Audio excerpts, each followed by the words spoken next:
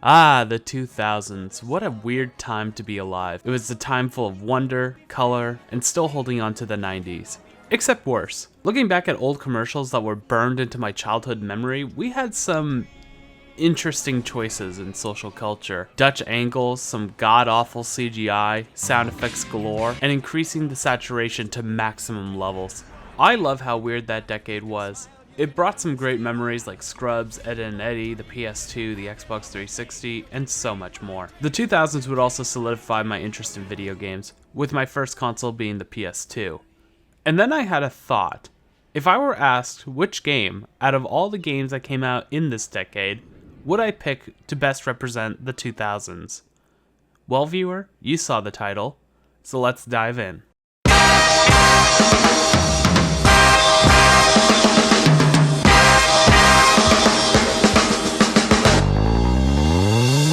When you look at the cover of AMP3, it doesn't look all that interesting. Sure, certain sports were huge at the time, such as snowboarding, skating, and literally anything that aired on the X Games, but so what? SSX did pretty much the same thing, so you flip it over to see the back, and again, it looks pretty tame.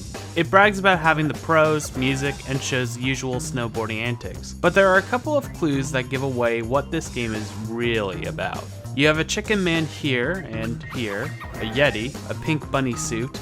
Oh look, here's a blip about the story. Dazzling story. Pleasurable. Unpredictable.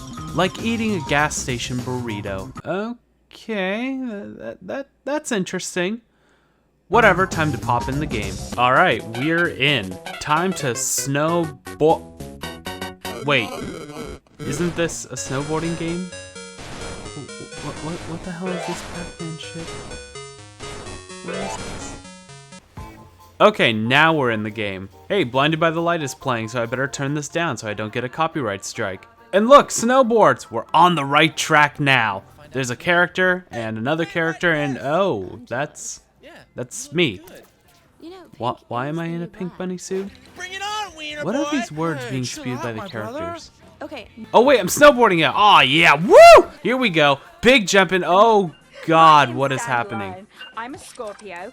Welcome to AMP3. Cutscenes suck! AMP3 was and is by far one of the most unusual games I have ever played. Look at it. Look at it. I can mash up the clips right now, and I bet I have confused the ever-living shit out of you. And that is why I love it. You never expect how thrown off you'll be. Look, even Adam Sessler is thrown off. Shredding these steezy powder? Alright. I'll first talk about the gameplay before I get into anything else. Gameplay-wise, this is a fun and very arcadey snowboarding game. Your boarder can snap tricks with buttery ease, from popping seatbelts one moment to grinding, buttering, and back into the air yet again. Pulling off style moves also feels very gratifying. Shredding the white nar Oh God! What? You guys are posers! is very satisfying.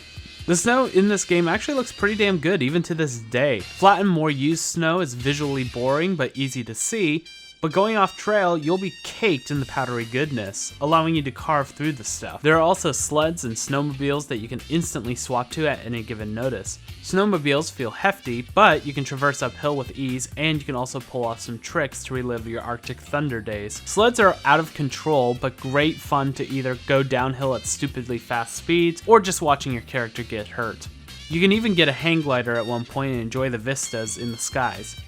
Or you can also hurt your character again. And to top it all off, you even have a level editor that you can whip out at any of the mountains in the game. Make something to impress the crowds, or torture yourself. Aside from that, you also have a slew of different and fun side jobs.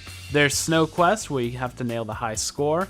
There's Lord of the Boards, where you have to follow a pro snowboarder and try to keep up with them and their score.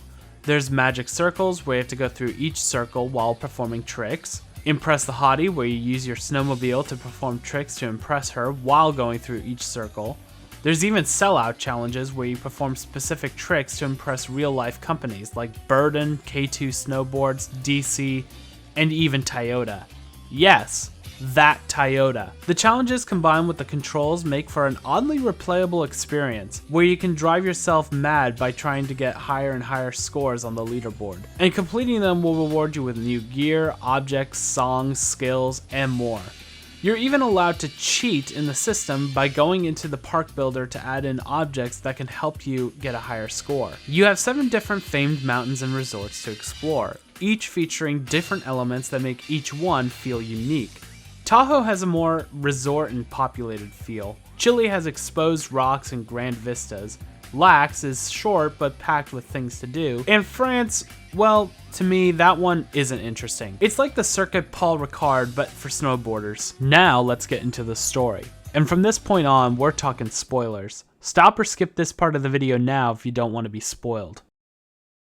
Alright. The story broken down into its bare elements isn't that bizarre. A group of teens, young adults, raise enough money for a trip to Chile only for it to be stolen and you are to blame. What is bizarre is how it's told, from Wienerland to El Peso de la Muerte. From Buckwad to Ski Patrol, you'll be doing and seeing quite a lot. These are some of the most creative and interesting cutscenes I've ever seen in a product. Homages to older and significant games, sock puppets, comic books, even scrapbooking. There are so many different, unique, and just laughably weird art styles and moments that it really is something to be experienced firsthand. And it only gets even more insane from there. After you get the money, the plot turns into a crisis on a global scale, where your crew was hypnotized by Baron von Havok and his company Klonitronic Arts to promote their insidious products and an evil video game that would hypnotize the world into playing classic arcade-style video games again. And for people who didn't play video games, he would have his boy band Menage Brahs use subliminal messaging to hypnotize that crowd as well. All for it to end with a musical and a comet destroying the Earth. Yeah, this game is peak weird. Story games with the blue screens and the acting and the talking and the...